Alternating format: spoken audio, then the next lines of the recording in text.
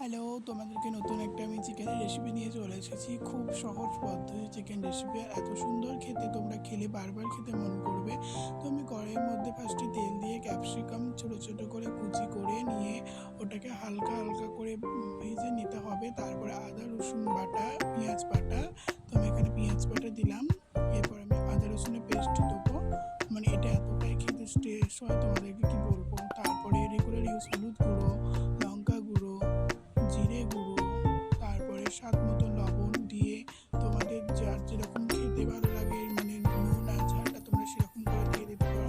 তো অনেকক্ষণ ধরে কষানোর পর দেখবে তেল ছেড়ে দিয়েছে, তখন একটু ধনে গুঁড়ো দিয়ে দেবো। তো তোমরা ধনে গুঁড়োটা স্কিপ করতেও পারো, তোমার ভালো লাগলে দিও, না আনলে দিও না। তারপরে দিলাম এখানে সয়া সসটা দিতেই হবে, না হলে তোমার খেতে ভালো লাগবে না। তারপর টমেটো কেচাপ, তারপরে দিলাম ভিনিলা এসেন্স। তারপরে কষতে থাকবে, এটাতে কোনো জলের ইউজ হবে না, অনেকটা পরিমাণ তেল দিতে হবে।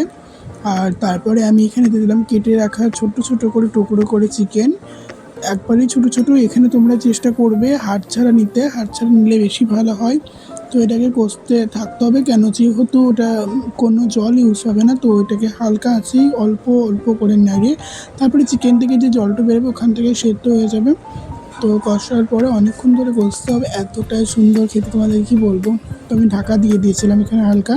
তো দেখে নিচ্ছি না, মানে নাড়িয়ে নিচ্ছি।